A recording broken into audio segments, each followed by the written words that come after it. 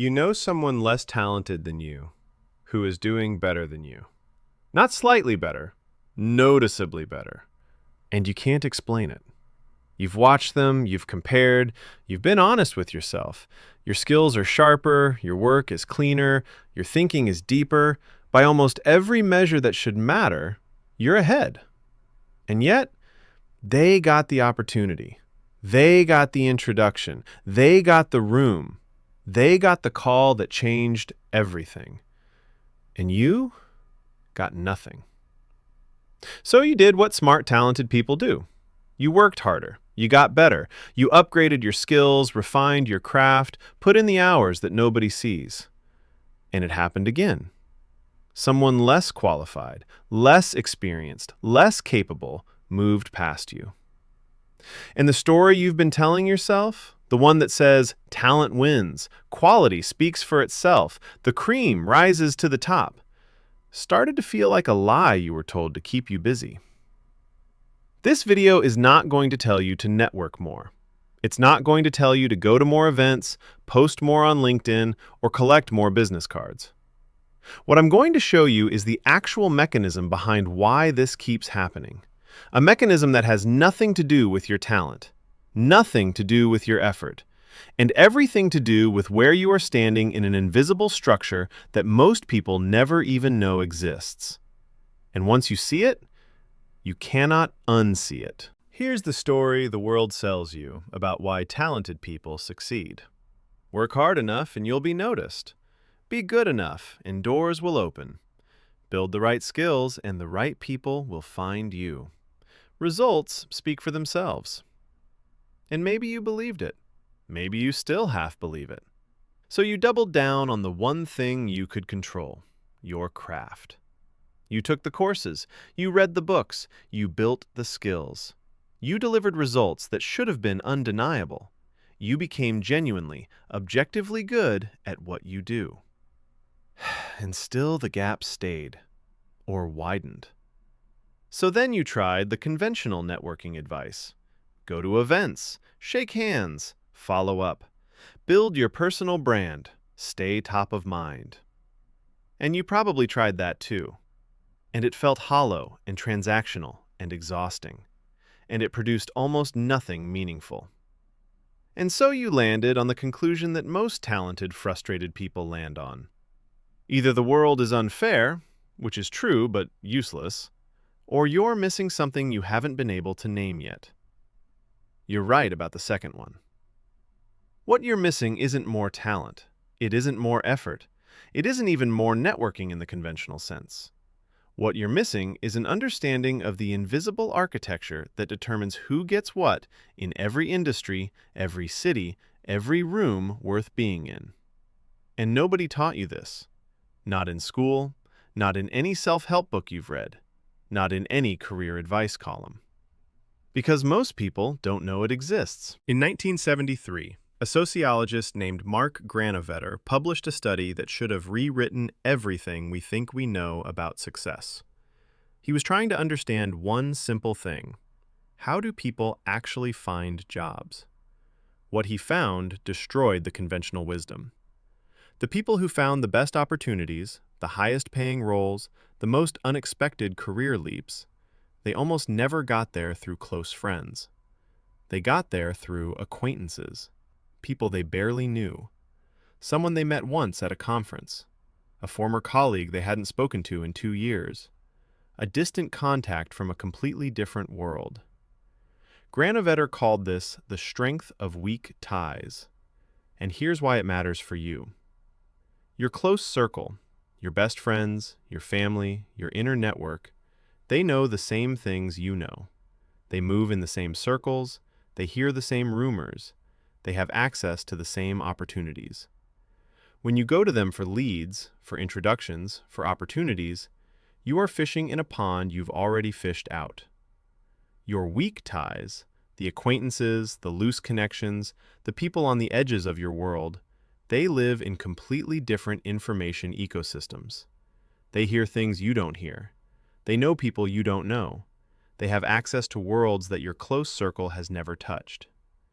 This is why the less talented person keeps beating you. Not because they work harder, not because they're smarter, because they are, often without even knowing it, better positioned in the network. They have more weak ties, more bridges into different worlds, more people who think of them when an opportunity appears, even people they barely know. And that positioning delivers them information, introductions, and opportunities that never reach you, no matter how good you are. Another sociologist, Ronald Burt, took Granovetter's idea and made it even sharper. Burt studied why certain people and organizations consistently got promoted faster, generated better ideas, and seemed to attract more opportunity, regardless of their technical ability. What he found was structural holes. A structural hole is a gap between two separate networks that don't talk to each other. Think about it like this. You have a network of designers. Over here, you have a network of engineers. They don't interact. They don't share information. They don't know each other's problems. Now imagine one person who sits between both worlds. Someone who understands both. Someone both groups trust. That person isn't just connected. That person is irreplaceable. Every piece of information that needs to travel between those two worlds travels through them. Every opportunity that exists at the intersection flows to them first. Every introduction, every collaboration, every deal, they see it before anyone else. Burt called this brokerage, and he proved, with data, that people who occupy structural holes advance faster, earn more, and generate better ideas than people locked inside a single network, regardless of raw talent. This is where luck is manufactured. Not by chance, not by fate, by position. Think about your own life right now. Are you deeply embedded in one world, one industry, one social circle, one type of person? Then you are not in a structural hole. You are in a silo.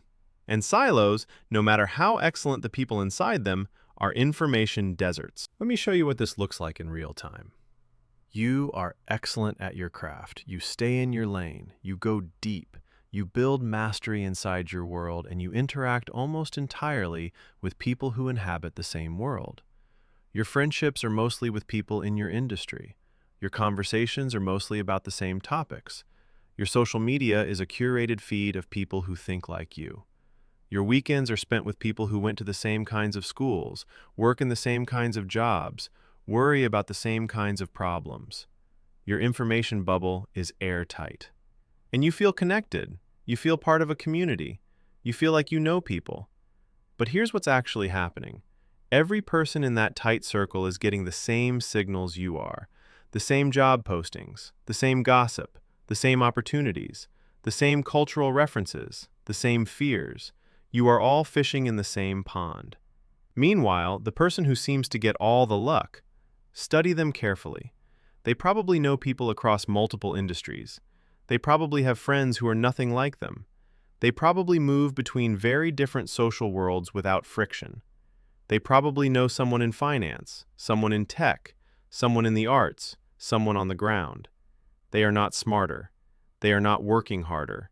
They are standing at a crossroads. And crossroads, as anyone who has ever lived near one knows, are where everything passes through. There is also something even more invisible happening. Your network is shaping what you believe is possible, not through grand speeches, through daily osmosis. The people around you set the invisible ceiling for your ambitions. If everyone in your circle earns a certain amount, you unconsciously calibrate to that range. If everyone in your world treats a certain outcome as unrealistic, you start treating it as unrealistic too. Emotions are socially contagious. Ambitions are socially contagious. Fears are socially contagious. The average of the 5 people around you is not just a motivational poster line. It is neuroscience. Your mirror neurons are firing constantly, absorbing the emotional states, belief systems, and energy levels of the people you spend the most time with. You are being quietly shaped, every single day, by the network you're in.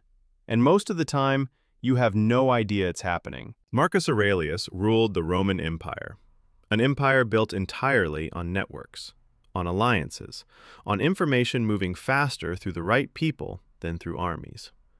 And what did he write privately in his journal to himself? Confine yourself to the present. Not to the past where your talent went unrecognized, not to the future where things might eventually be fair, to the present, to the one thing you can actually act on right now. The Stoics had a concept called the dichotomy of control. Some things are in your control, some things are not. Your talent is in your control. You've already built it. The recognition of that talent by others, not directly in your control. Your network position, absolutely in your control. This is the shift.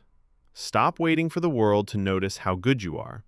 Start deliberately engineering where you stand in the network.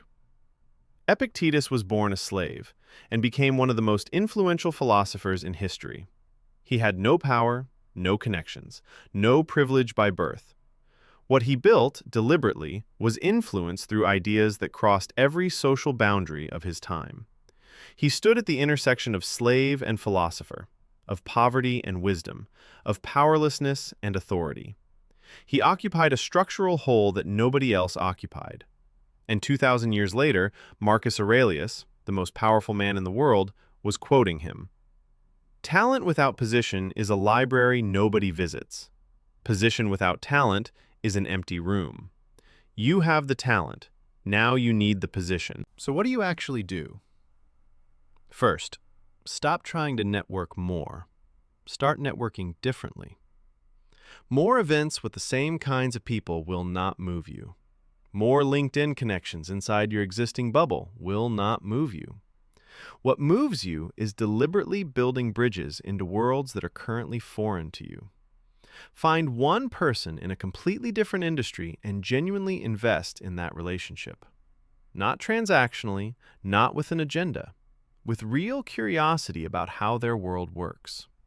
That is a bridge into a new information ecosystem.